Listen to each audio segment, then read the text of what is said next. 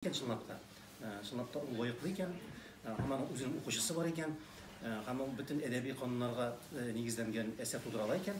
Аның бөтен теге башланма кульминациясе узарга, аның үзенең бер теге асылы бар икән, һәм кызыгы бар икән. Әлбәттә, моны безнең белгечләр бәяләп, без аны китап иттереп бастырып чыгарабыз. Менә иң яхшылары дип әйтгәндә, иң яхшылар рәтеннән алар бездә күп. Яш язучыларның, яш шагыйрьләрнең басма әсәрләре. Менә кайсын алсак та Айгөл Абдрахманова «Караш» дигән менә кичкенә генә китапчык. Бу дәсәсе белән кызыклы. Монда яшьләрнең аларның үзләренең тормышы бар, үзләренең фәлсәфәсе бар, үзләренең мөхите бар, үзләренең аралашу, хәтта менә бүгенге татар телендә үзләренең сөйләм сленглары бар аларның. Үзләренең münasebeti, менә бу китапта, менә бу «Караш» дигән, монда берничә әсәре бирелә. Менә бу мөхит чагылада.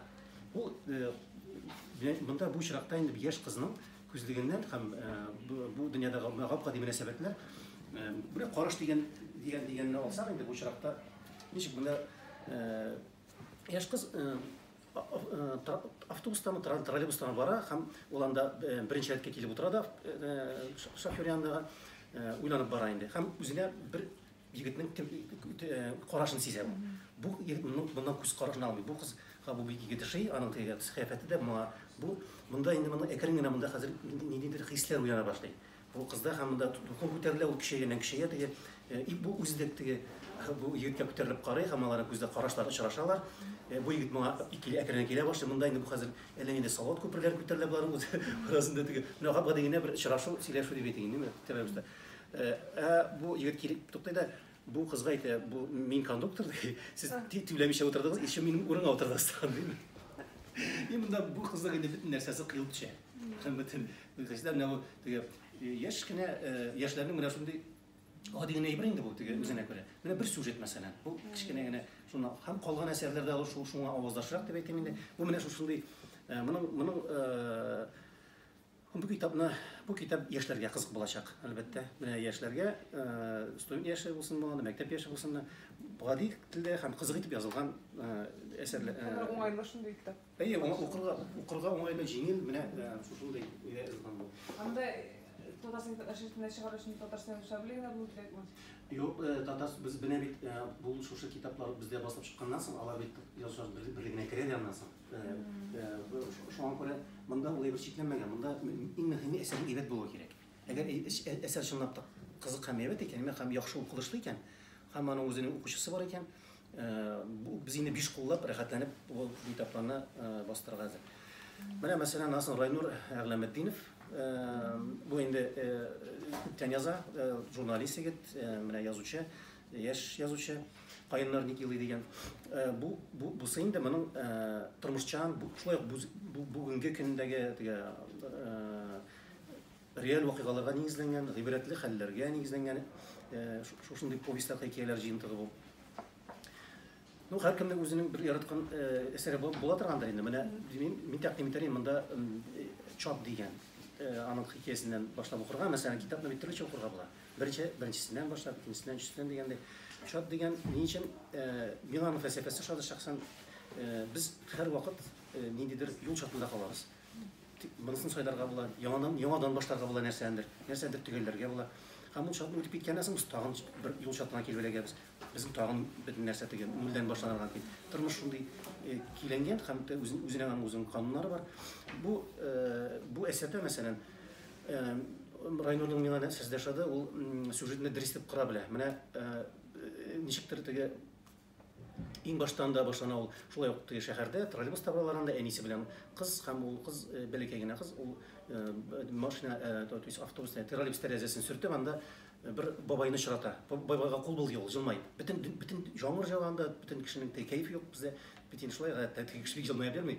Бу бәләкәй генә бу кыз җылмайгачтын, аңа җавап итеп теге яктан бабай да җылмая инде, теге кардайган. Анасын инде шулай сюжет барышында аңлашыла, тормыш иң азактан бу моның чынлап та үз бабасы булып чыга.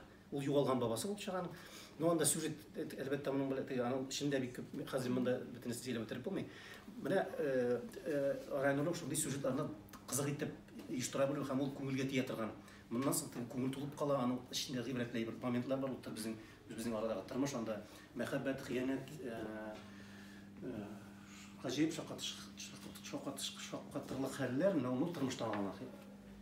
Тәкъдим итәм, бу инде бераз гына бераз тормышны белгәнрәк яшьләр дип әйтик, шулай ук яшь укучылар өчен бу өлкәнрәкләр өчен дә бик әйбәт, алар өчен бу рухи ләззәт булачак. Аннан соң менә безнең Алина Бикмуллина "Йолдызлар шулай куша" дигән яңа китап, шулай ук яшь ул безнең язучы. Ну, Алинаның бер кызык әйтеп үтим әле, менә безнең монда бу китап үзенчәлекле, ул шундый интеграль тышлык белән чыккан, ул мәктәп дәреслегендә кебек. Ягъни моны кулга тотып карарга ул рәхәт тә, аннан соң ул йомшак та бер яктан, икенче яктан ул теге каты тышлык, әмма кулны тырнамый торган итеп эшләнгән инде. Менә шундый интеграль тышлык белән үзенчәлекле һәм рәссам монда Рөстәм Хәбибуллин, менә аның рәсемнәре әлбәттә инде бик туры килеп тора, бик үзенчәлекле. Бу мәктәп тормышына багышланган, яшьле балалар тормышына багышланган юмористик сюжетка кырылган, юморга белән сугарылган сатирик һәм халыйлар бар монда. Шушындый әсәрләр җыентыгы. Монда әлбәттә төп герой итеп Шәмси дигән бер малай алына. Бездә бит инде гадәттә шулай, теге хулиган малайлар, тәртипсез малайлар тирәсендә сюжет тизрәк кузгалып китә. Теге бик тәртипле, бик бишлегә укыган кешеләр. Кызык түгел. Хәтта кызларга да андый кызык түгел. Ничектер бер теге тәртипсез, шаян шук булырга тиеш инде. Ну, әлбәттә, монда бу малай андый теге ямсыз хәлдә түгел, әймәннән шуның матур шуклык, кызык шуклык белән инде. Мәсәлән, безнең сюжеты шундый.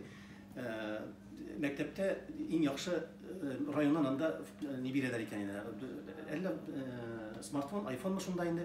Әгәр дә яхшы итеп мәктәп сайтына карый башласалар, укый башласалар, иң күп укылган сайт өчен инде шушында ни бирәләр, бүләк бирәләр имеш инде.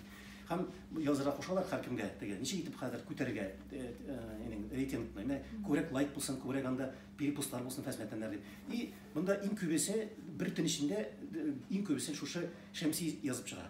Нәрсә дигәндә, чөнки ул бөтен мәктәп içinde булган бөтен гөнаһларын чыгарып сала.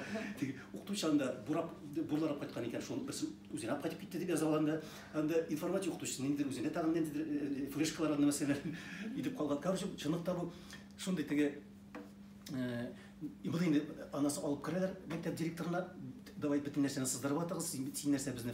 Менә бу шулай ук теге безнең бүгенге тормышка да туры килә торган әйбер. Кеше бит инде менә негатив әйберлек матбугатта да шулай укып, шуның белән рейтинг күп җыела. Ну, Алинаның менә иң зур өстенлеге шунда, дип саныйм мин, үзенчәлеге менә бүтән язучылардан, хәтта өлкән язучылардан да бик сирәк күренеш юморны генерацияле белү. Сюжетта гомумән юморны яза белү һәм аны дөрес иттереп, формалаштырып һәм ул кешене бит менә көлдерү авыр. Елатырга хәтта елатырга да авыр име, но елатырга театрда да хәтта шулай диләр, мәсәлән, көлдерү авыррак булсын так шуны. Ну, безнең әлбәттә, бу минем шәхсән субъектив фикер, безнең әдәбият әлбәттә ул күбрәк күз яшен тудыра алуга сәләтле әсәрләрне күбрәк тәкъдим итә. Һәм шушы фонда менә бу мондый форматтагы әсәр әлбәттә ул нык аерылып тора. Менә юмор хисе әгәр дә ул бик үзенчәлекле, аның өчен үзе зур мәктәп, аның өчен шуңа күрә бик зур талант кирәк. Шуңа күрә без аларга уңышлар телибез. Монысы инде менә җиңел итеп рәхәтләнеп укырга, моны мәктәптә файдаланырга була, моны бер инде сценарийларда файдаланырга була торгандыр бәлки.